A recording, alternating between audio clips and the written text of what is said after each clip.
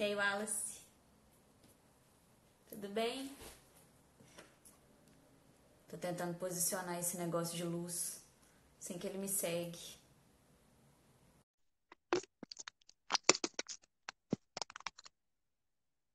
Bom, vai ter que ser no modo que cega mesmo.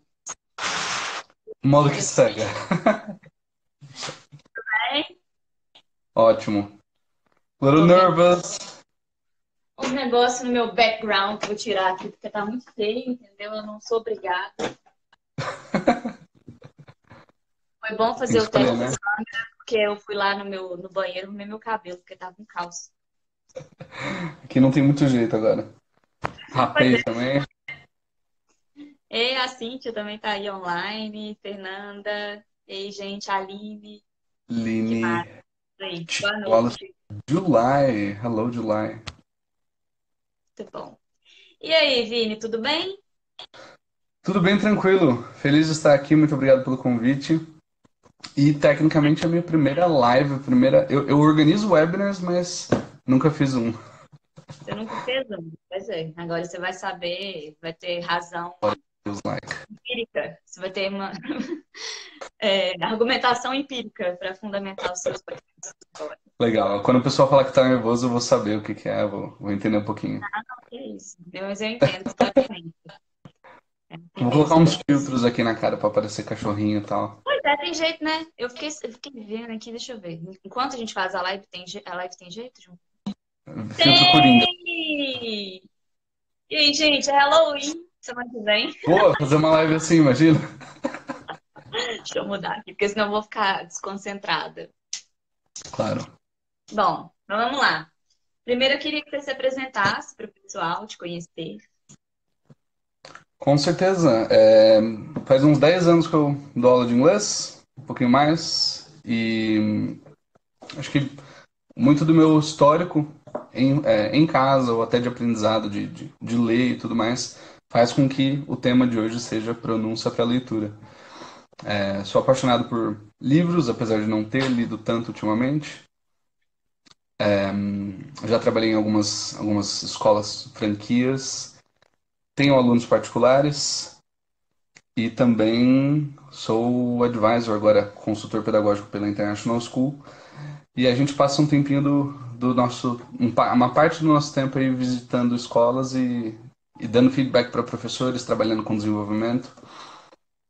E Legal. eu adoro Doctor Who, Star Wars, Sherlock Holmes, tá aqui.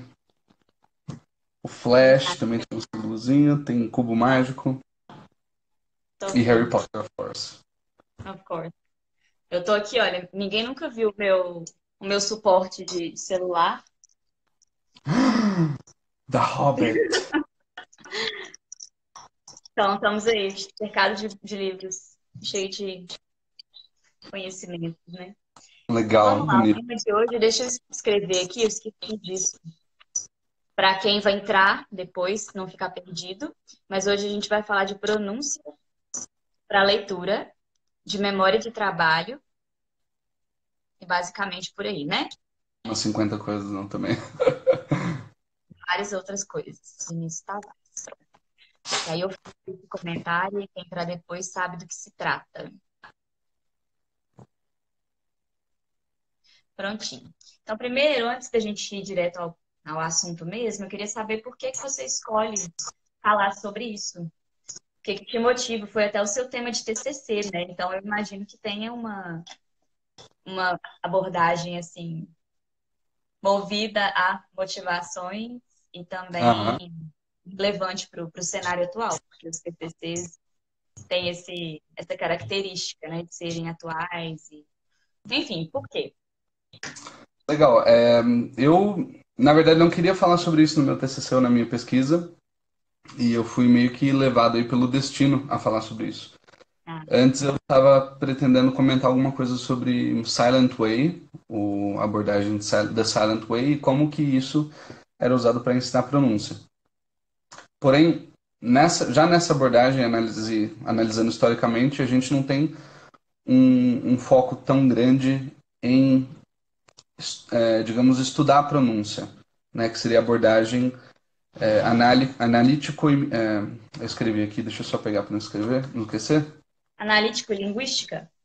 Analítico-linguística, boa. Mas sim, uma abordagem mais imitativa. Cadê que eu perdi? Intuitiva e imitativa. Perfeito, obrigado. Tô aqui com as Intuitivo e colas, imitativo. tá? Pode ficar tranquilo. Então, já nessa abordagem, não me interessou tanto o fato de que era muito imitação e não análise da pronúncia. E aí foi sugerido na época pela Elizabeth Pohl, minha orientadora, grande referência aí na área de pronúncia. E ela sugeriu um artigo que se intitulava Pronunciation Matters, do Robin Walker, que é atual membro do PronSig do IATEFL. E nesse artigo ele menciona que pronúncia ela vai impactar as quatro habilidades, não só as skills, mas também os systems, language systems. Uhum. Então ele começa descrevendo o impacto em speaking, o impacto em listening. Depois ele menciona writing e reading. E eu fiquei intrigado. Na época, né, isso era 2015, como que a pronúncia vai impactar leitura. Então Sim. era alguma coisa que geralmente a gente não ouve falar da interface de pronúncia e leitura. Então eu falei, quero ser um pouquinho diferente. Então escolhi falar sobre isso. Só que não foi algo tão fácil, porque eu fui apresentado a conceitos que é memória de trabalho só depois. Então o trabalho ele pende um pouquinho para psicologia cognitiva e pronúncia, ensino de idiomas. Sim. Enquanto eu estava estudando no material que você me enviou, eu consegui enxergar o trabalho de vários professores de áreas diferentes, assim. Então, não é necessariamente uma coisa exclusiva para professor de idiomas, né? Até postei na live um alerta aí, que se tiver alguém de outras áreas querendo assistir, que pode ser relevante. Então, assim, Uhum. os artigos eles mencionam matemática, biologia, química, né?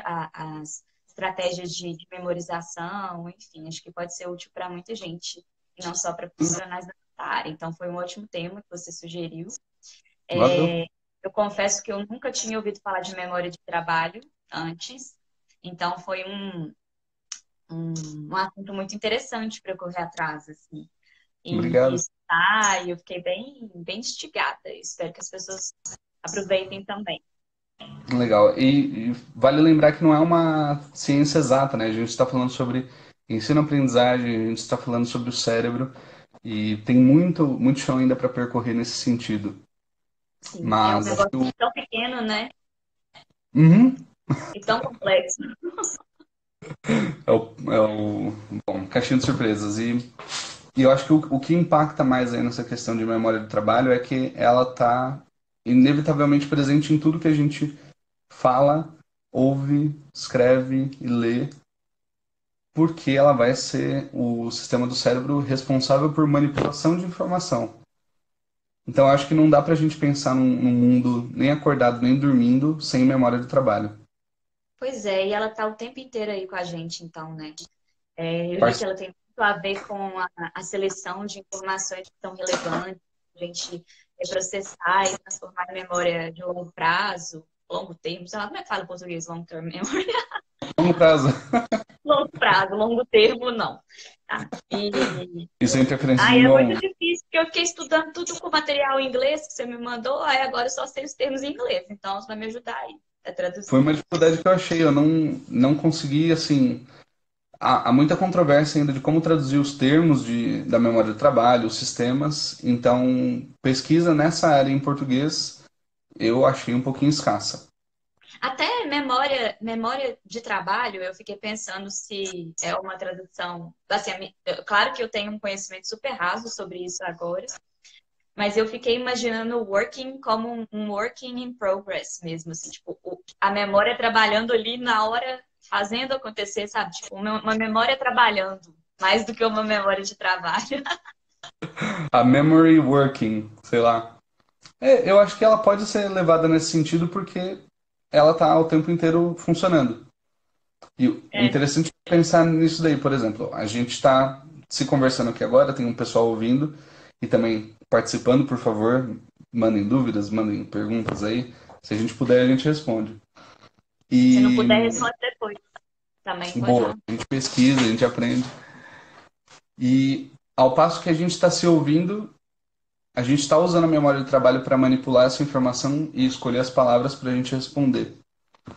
Então ela tá em todo lugar, é tipo a força. She's everywhere. É, Gostei. Mas então vamos lá. O que é memória de trabalho? Para quem não leu os textos todos que nós lemos. legal. Para me ajudar a responder um pouquinho essa resposta, né, responder essa pergunta, dar essa resposta, eu li bastante esse livro aqui, Working Memory and Learning. Ok. Tem um outro Depois livro, eu coloco lá na listinha de recomendações. por favor. Tem um outro livro também que eu só peguei na Kindle, a versão Kindle que chama Understanding Working Memory, também da Susan Gathercole, se eu não me engano. Ok.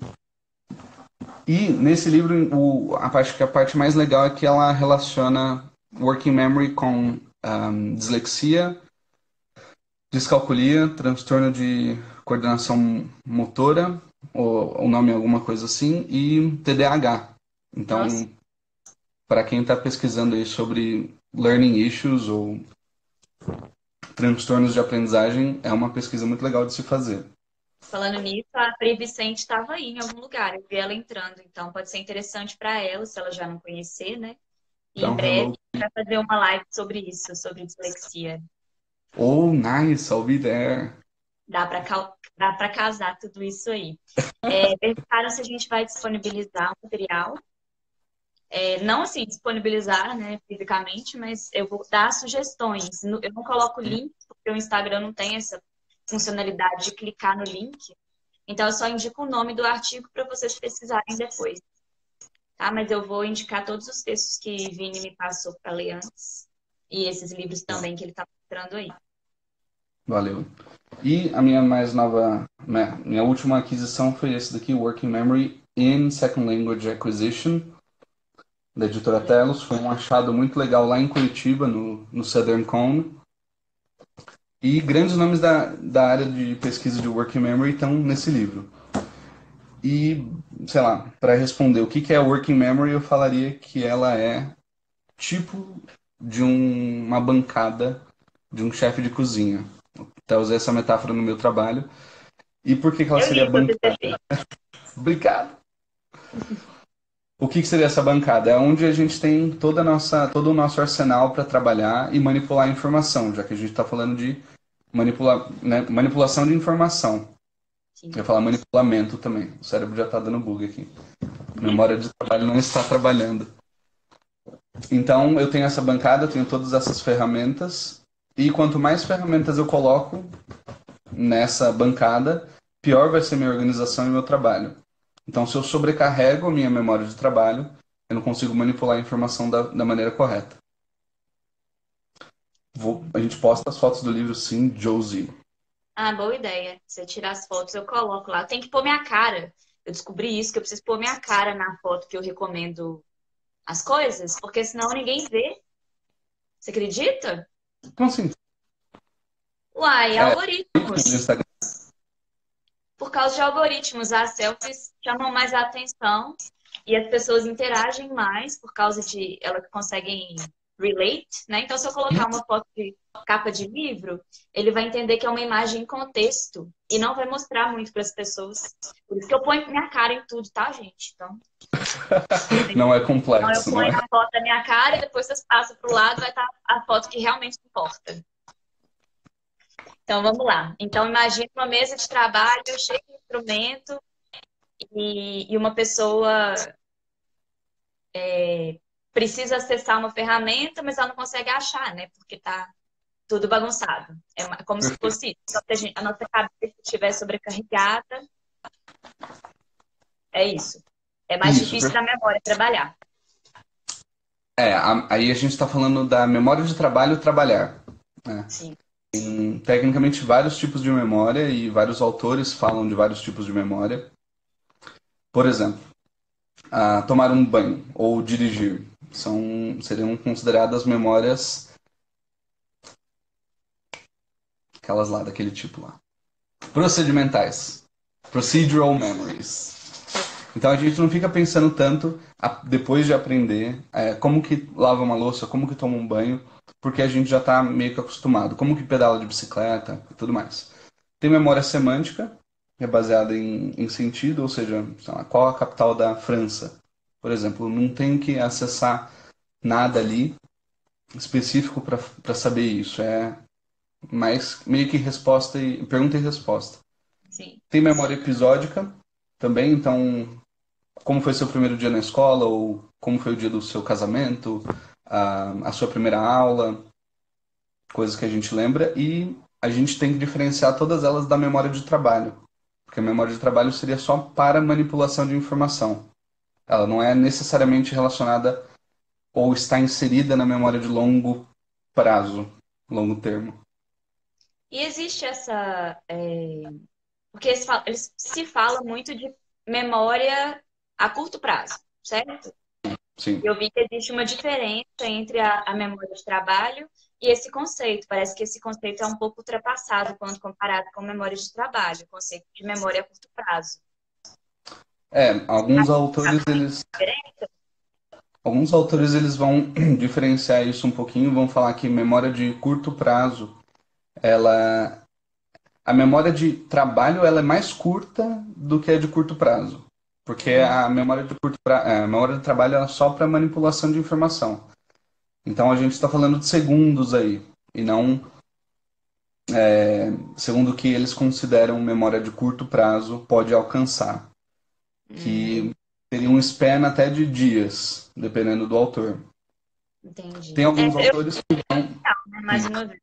Mas eu entendi que a memória a memória de trabalho ela engloba a memória a curto prazo. É como se a memória a curto prazo fosse limitado a um estoque de informações e a memória de trabalho fosse a oportunidade de manipular essas informações e não simplesmente estocá-las.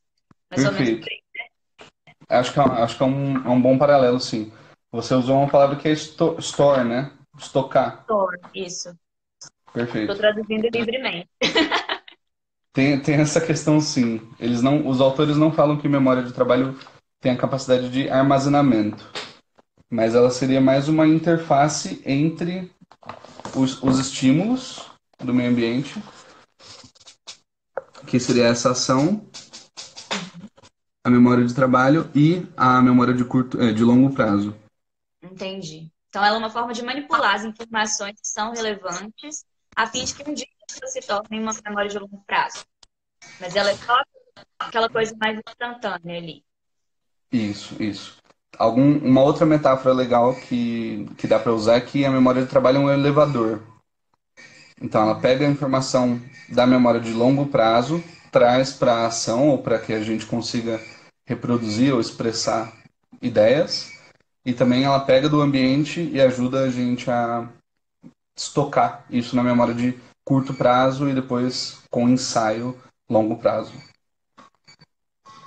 Incrível. Já é muito complexo, né? É tipo isso, mind blow total. Disclaimer: nada do que eu estou falando aqui é o único modelo possível de memória. Autores vão divergir e, de novo, não há tanta pesquisa sobre isso ainda, definindo que isso realmente é o que existe, né? Isso é um dos modelos de memória e um dos modelos de memória de trabalho também. Então não é a verdade absoluta. Sorry, guys. Sorry, folks. Não tem jeito, né? Na ciência é teste, erro e experimento o tempo Uhum. inteiro. E como você disse no início, não é uma ciência exata, então fica um pouco mais complicado colocar tudo em preto no branco, assim. Sim, Mas vamos lá. No nosso roteirinho você falou sobre QI. Se memória de trabalho é a mesma coisa de QI, eu não encontrei nada relacionado a isso. Fiquei curiosa. então. Isso foi um conceito apresentado, se eu não me engano, nesse livro aqui, falando sobre aprendizagem. E o que as estudiosas acharam, a Tracy Packham Alloway e a Susan Gathercole, foi que, analisando indivíduos desde quando eles eram pequenininhos e submetendo eles a testes de QI e de memória de trabalho, o teste de QI não foi tão impactante em predizer o sucesso acadêmico dessas crianças no futuro, mas sim o teste da memória de trabalho.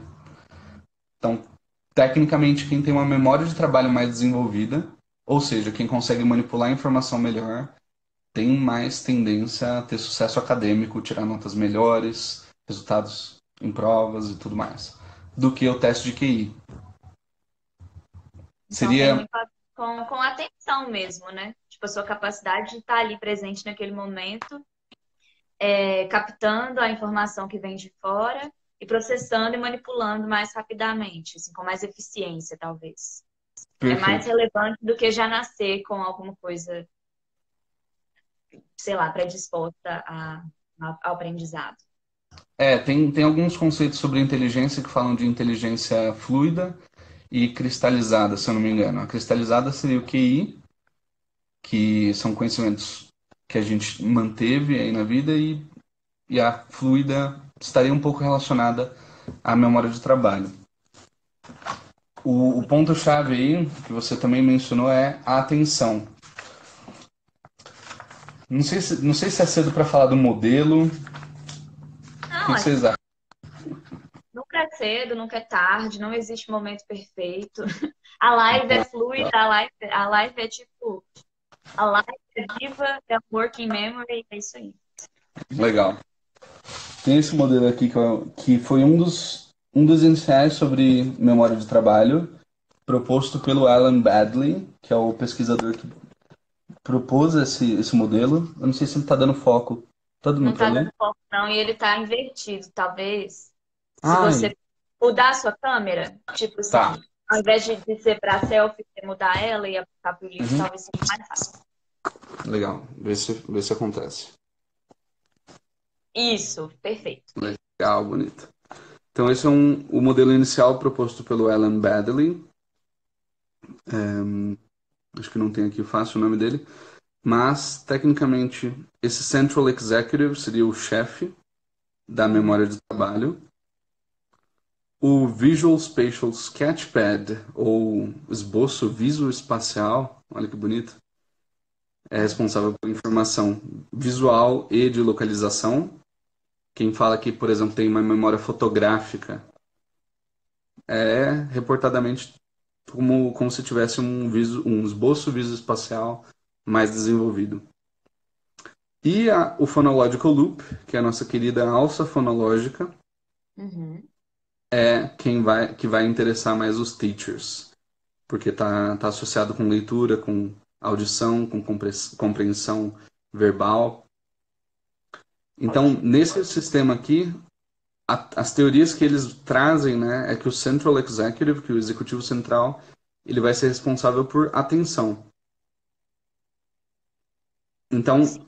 quando eu estou lendo um texto, o ato de simplesmente querer focar a atenção naquele texto e não se dispersar com outras coisas seria responsabilidade do.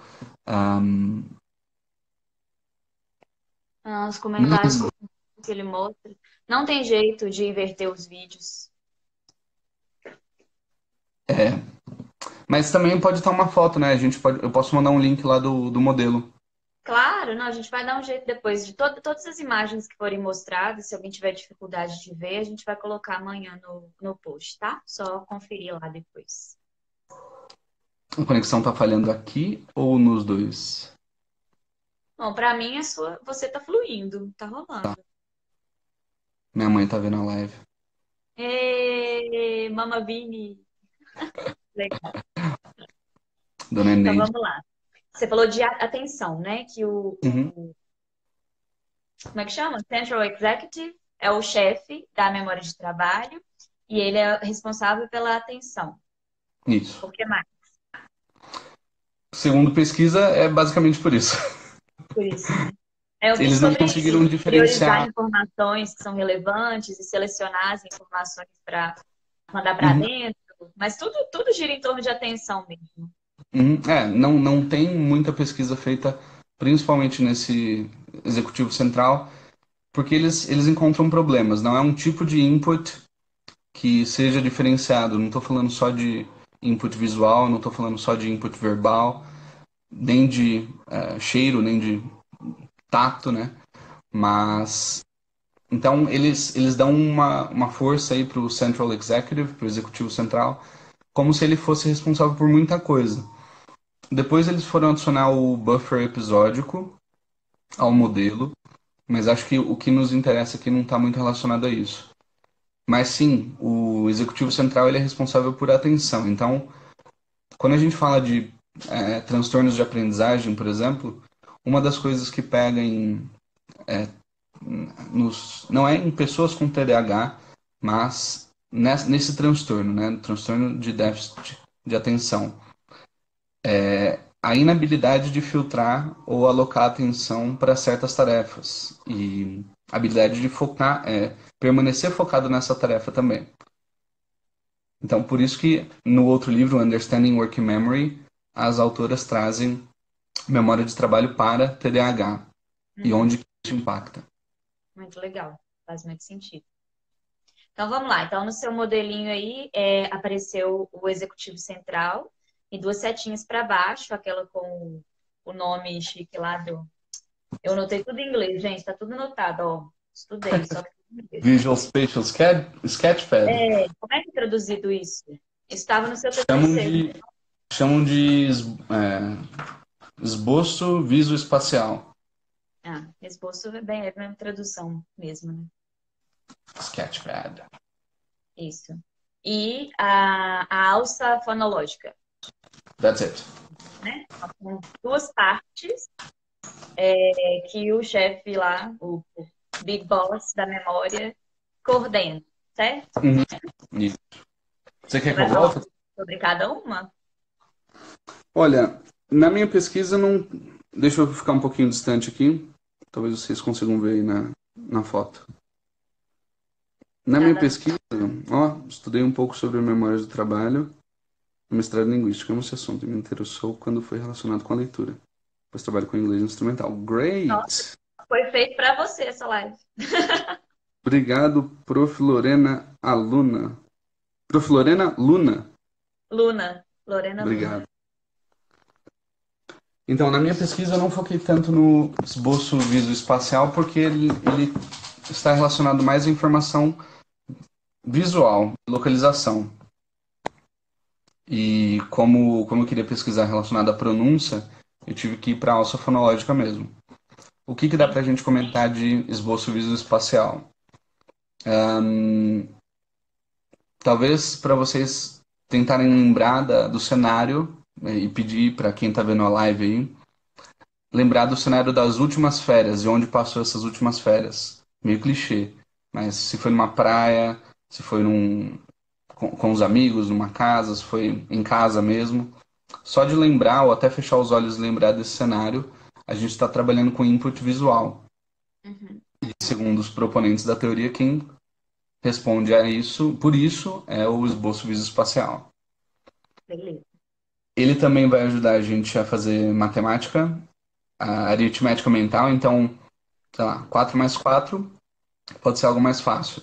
Agora, se eu perguntar 8 vezes 7 ou 12 mais 74, a gente vai tentar colocar os números na posição que a gente sabe e tentar A gente manipular isso vai aí. desenhar, né? Parece que desenhar Uhum. na nossa cabeça, assim. Isso, e ele funciona como um sketchpad mesmo, como se fosse uma tela em branco, e a gente vai colocando as informações ali para poder manipular. Legal.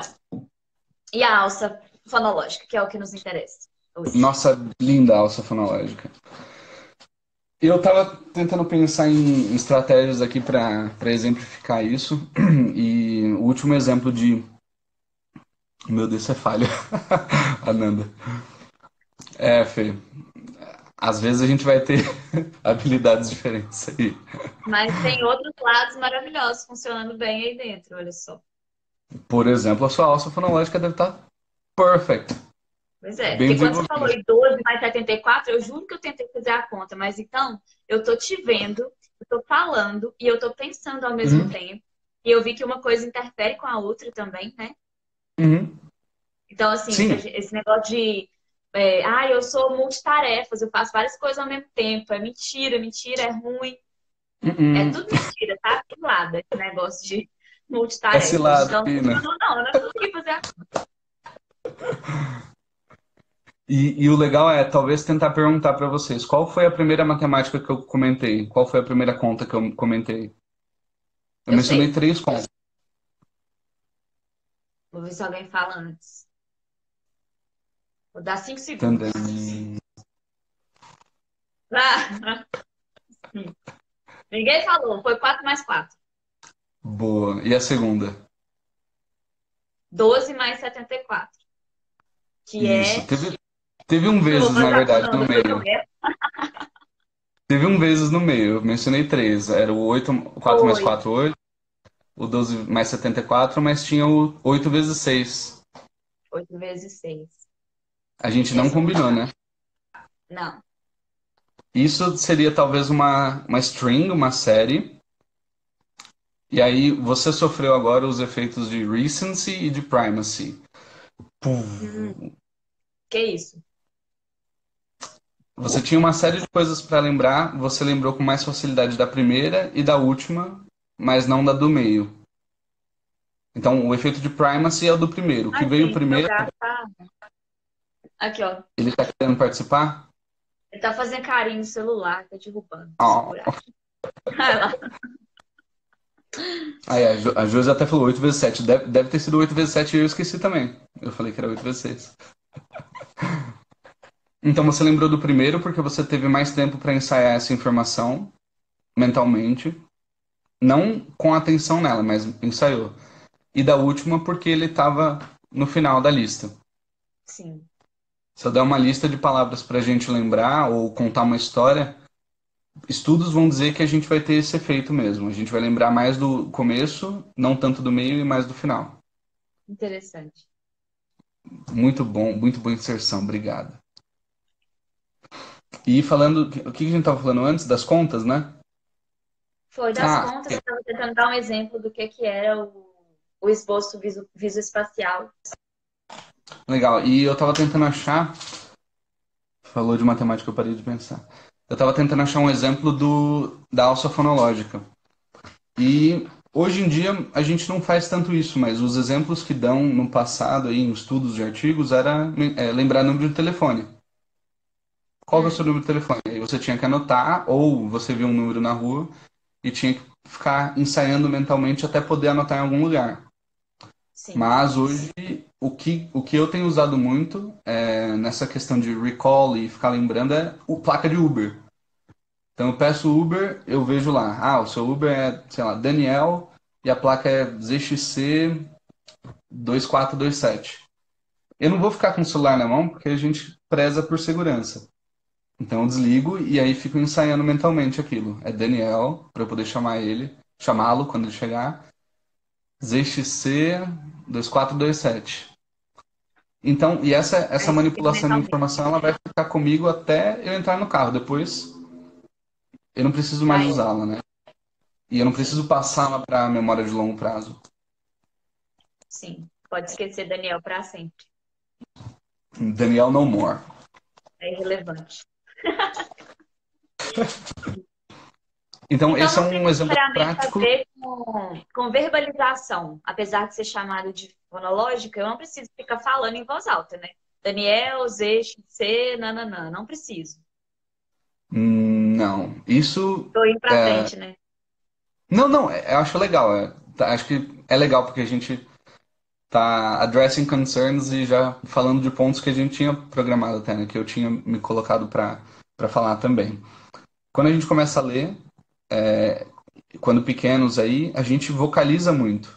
Então a gente lê coisas na rua. Minha priminha outro dia aí, eu lembro com a primeira vez que ela leu uma placa fora, que era Leme, da cidade que a gente vai. Então ela tava lá, Leme. Ela teve que fazer essa vocalização para poder internalizar essa palavra. Então era a memória dela de trabalho, memória de trabalho dela, e a alça fonológica funcionando também. Uhum. Conforme o tempo passa e a gente se acostuma mais a ler e os códigos já são os mesmos, a gente não depende tanto da vocalização, mas a gente usa a subvocalização, que é a voz interior. E a gente fica um pouquinho louquinho.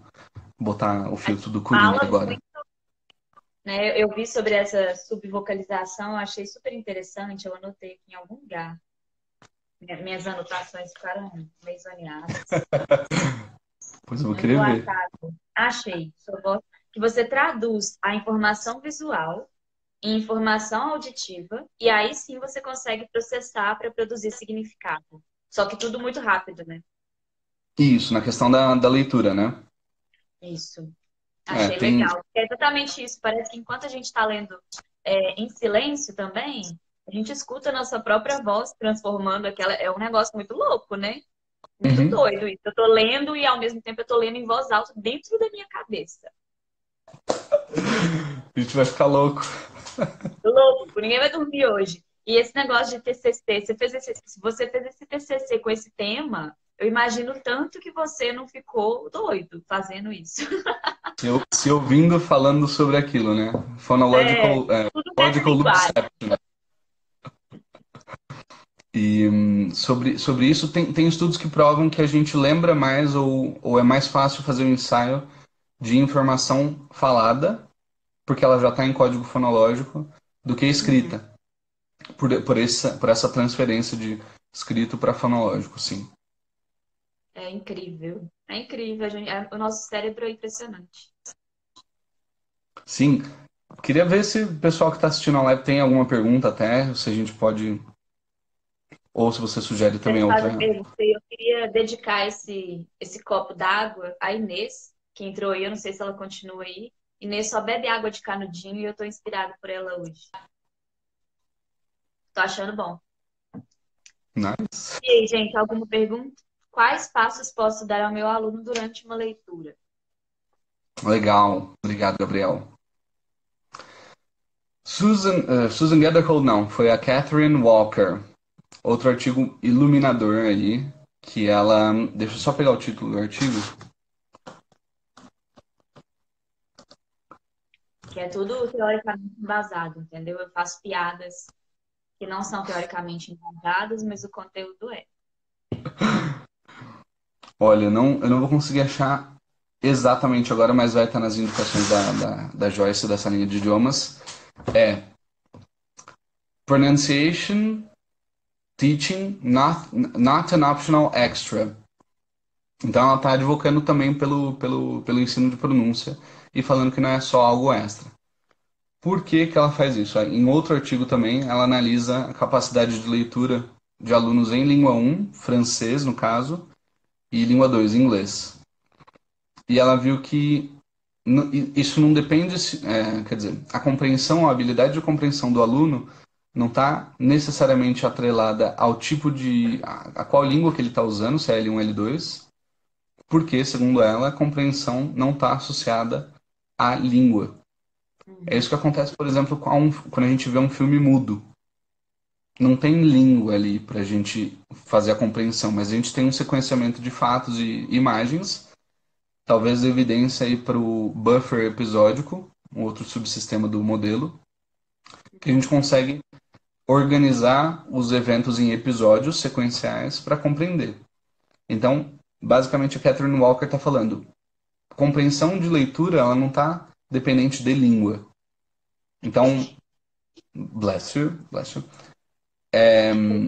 não vale tanto, talvez, e aí eu estou falando um talvez bem grande, ensinar skimming, scanning, se eu quero que o meu aluno leia melhor.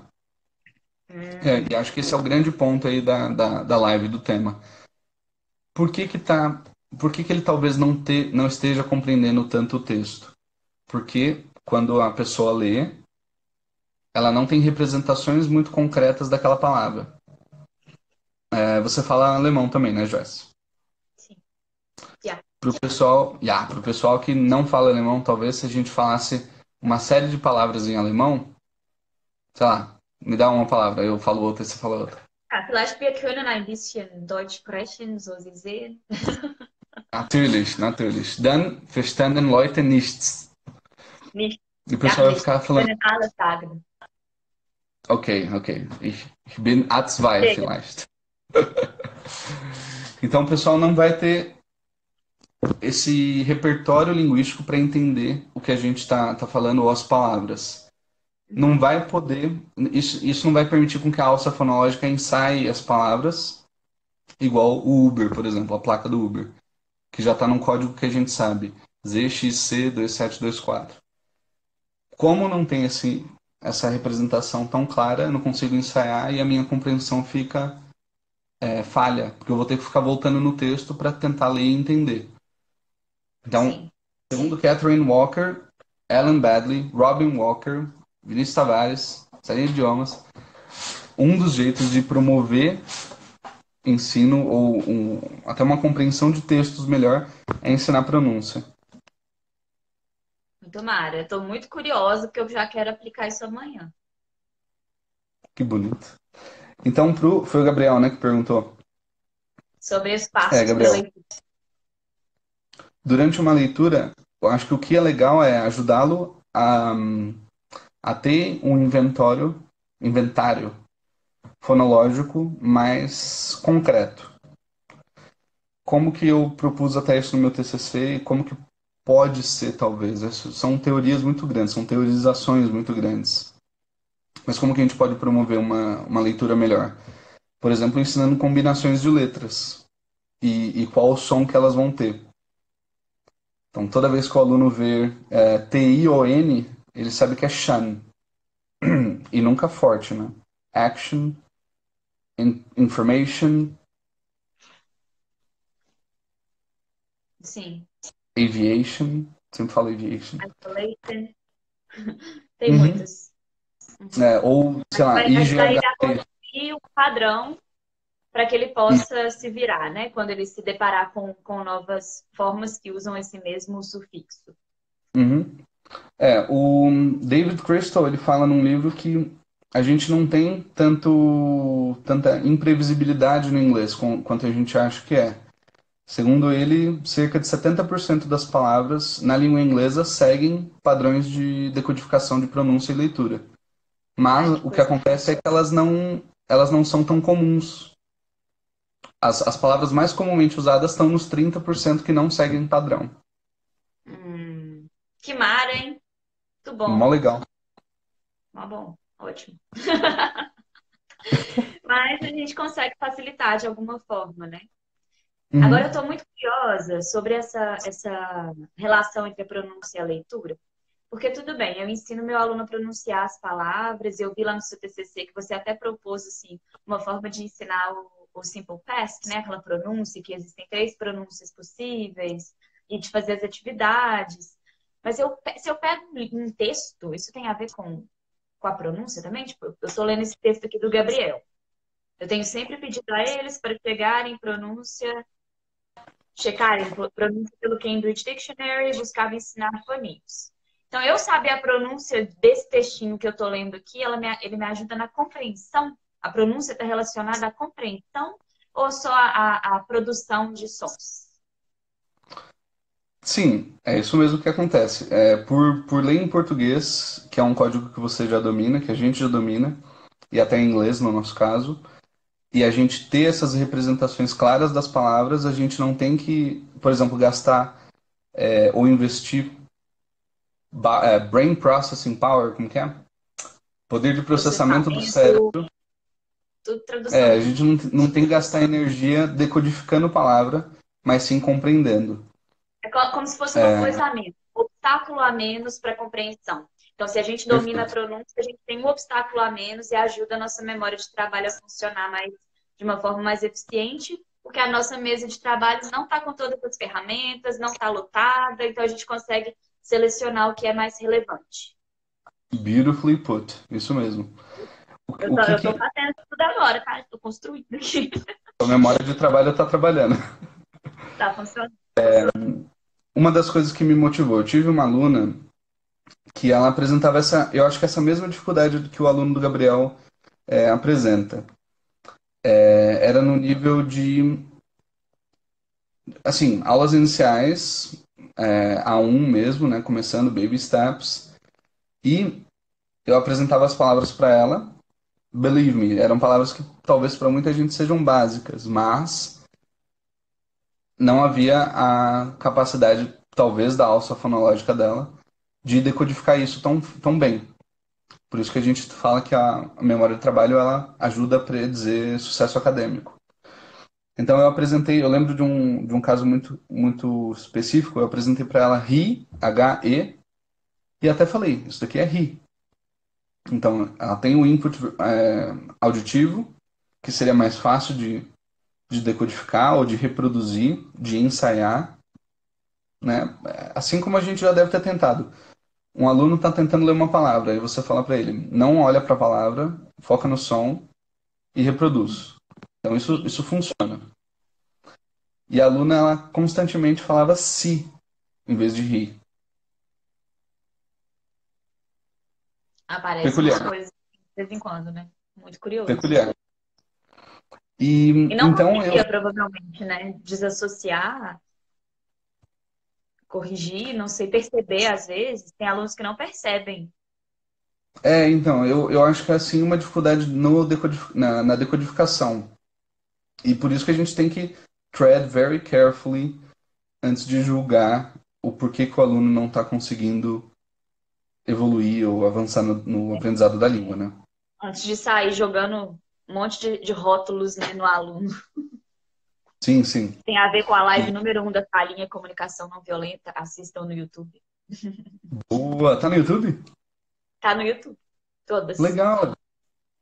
Ok. That's new. Você estará E no a. YouTube. Ah, meu Deus!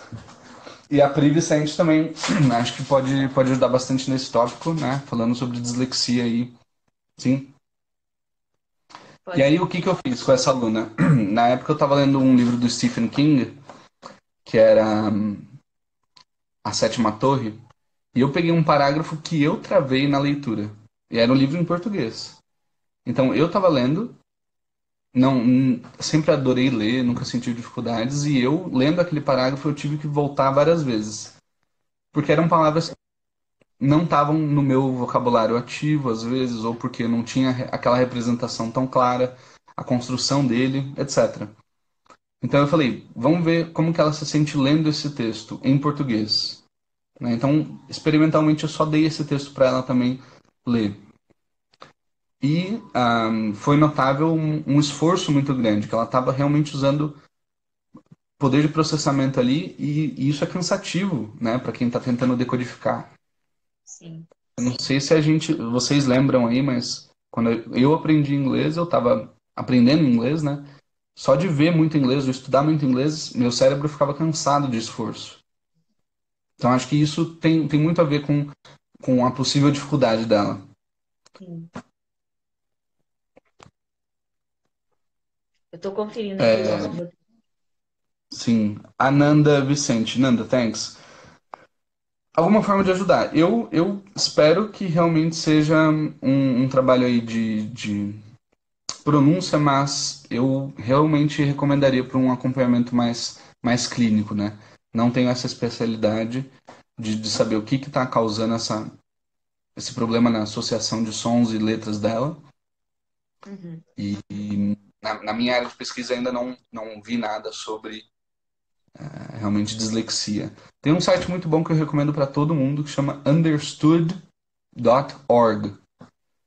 Ele fala sobre transtornos de aprendizagem e um deles que eles têm bastante material é dislexia também. Acho que é bem legal. Understood.org. Já anotei aqui para colocar no post amanhã. Thanks. Sim, mas você fez esse comentário sobre a aluna e sobre não poder fazer um diagnóstico, né? A gente tem que tomar muito cuidado enquanto professor, antes de falar, você tem dislexia. Assim, eu não Sim. sei. Eu sei que você não está aprendendo aquilo que eu gostaria. Então, como que a gente vai contornar isso, né? Tem que ser muito delicado, tem que ter muito cuidado, precisa de uma análise clínica especializada. Uhum. Então, sem julgamentos, né? Pessoa. Perfeito. A Pri Brasil comentou: o uso do IPA com as crianças facilita, a meu ver, a pronúncia das palavras. It does. O que que me deixa com medo às vezes? De colocar mais um símbolo para a pessoa tentar decodificar, sendo que não está acontecendo uma decodificação tão fácil usando as 26 letras do alfabeto. Então, sei do poder do IPA, adoro, acho lindo. E, mas dependendo da pessoa, ela pode ser mais um obstáculo para a decodificação e levando à frustração e não vontade de aprender, desmotivação, etc. A gente tem que ser muito cuidadoso, conhecer bem o perfil dos alunos, né, também. E acho que adultos têm essa capacidade de abstração mais desenvolvida. Então, com criança eu não uso, mas com adulto sim. Uhum. A Nanda acabou de dizer aqui, com criança acho perigoso. Pode ser eficiente, dependendo da criança, né? Dependendo do grau de abstração que essa criança já desenvolveu, mas eu acho um pouco arriscado. E eu li isso em um dos artigos que você me enviou sobre os blocos, né? Os chunks. Então, a gente Tá, ensinar a os pronúncia building através blocks? de chunks, que tem a ver com Ah, ok. working memory.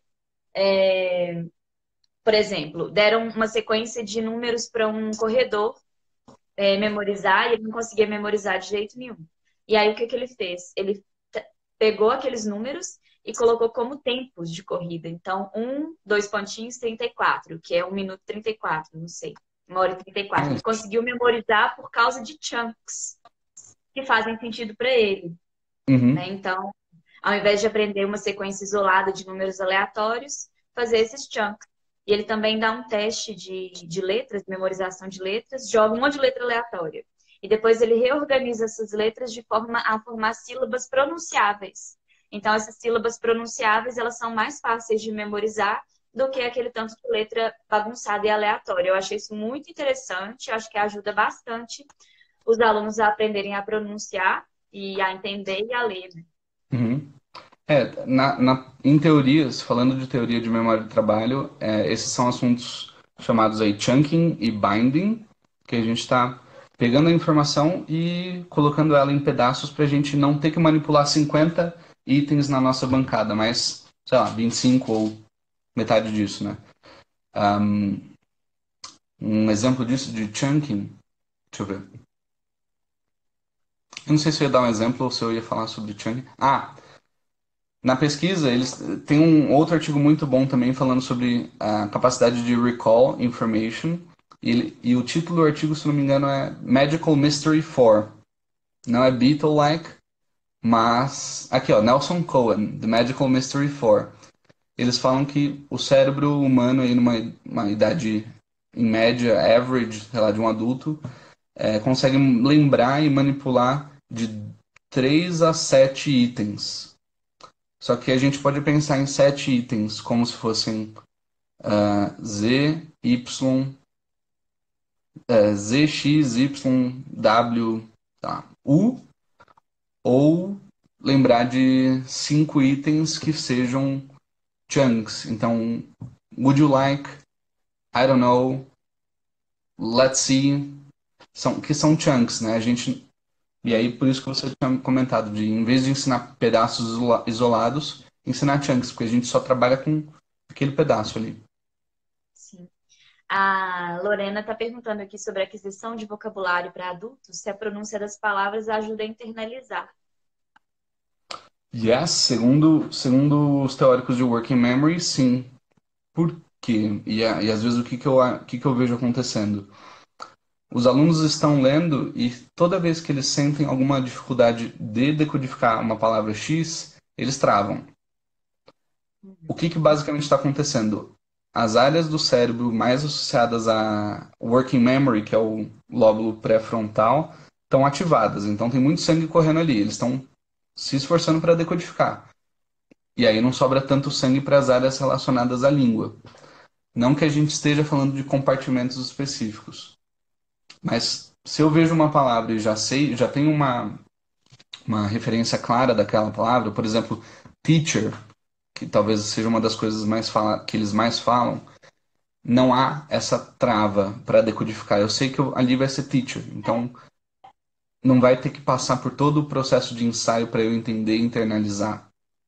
Isso é muito legal, Assim, né? Porque eles vão ver a palavra teacher e vão identificar imediatamente, não vão precisar nem pensar. E eles não vão nem saber que eles não pensaram sobre isso, porque já é automático, já é natural. Sim, sim. Isso é incrível. Ah, Gabriel, estou amando a live, valeu. Espero que talvez esse. 5 minutes eu vi agora no relógio. Boa! Tururum. Deixa eu ver. Vinícius, como faço a conexão IP com as palavras que possuem som fonético com chants? Ah, não, sim, Pri. Eu acho sempre legal apresentar e acho que se tivesse sido apresentado para mim o IP enquanto eu era criança, eu ia ficar muito apaixonado porque eu ia achar que é mais um código secreto, assim como eu acho ainda hoje. Então, alfabeto grego, alfabeto cirílico, são possibilidades de escrever mensagens sem ninguém saber. Então, dependendo da É, tudo criança. é como que isso é apresentado também, né? Não de forma sistemática, mas de forma lúdica. Tem várias possibilidades. Uhum, E só queria falar uma coisa também que eu achei interessante, que não está no nosso roteiro, mas sobre a ansiedade. O please. tanto que a ansiedade interfere na working memory. Eu achei muito legal. Você chegou a fazer um pesquisa sobre isso? Então, é, eu penso nisso mais como o executivo central mesmo, não sendo capaz de focar a atenção e deixando a gente um pouco mais disperso, mas você queria adicionar alguma coisa específica ou até das suas leituras? Não, eu só pensei muito nisso e relacionei ao filtro afetivo, né? Que quando a gente tem um ambiente seguro, a gente consegue proporcionar para os alunos essa segurança em sala de aula, talvez esse filtro afetivo não seja mais um obstáculo na working memory também, na memória de trabalho também. Só Uhum. passou pela minha cabeça assim mesmo, Não, rapidinho. e acho legal porque, principalmente nesse daqui, de novo, sabe quando a gente. Eu não sei se o pessoal ouvindo aqui a live já deu a dica ou já ouviu a dica da gente fazer short instructions. Isso é bem Celta-like. Instructions are short. É um Instruções dos eram casos.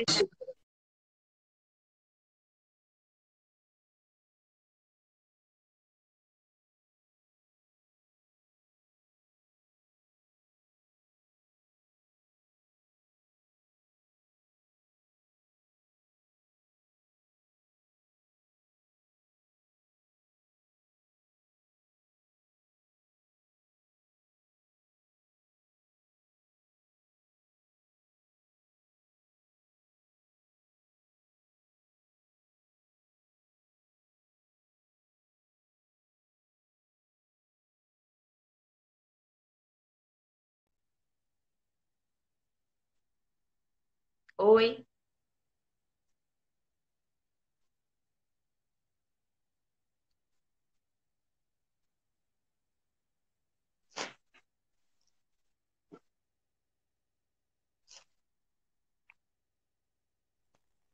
Joy.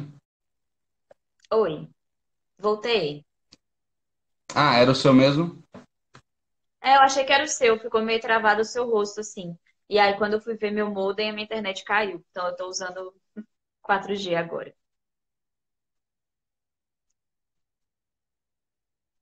Oi, oi.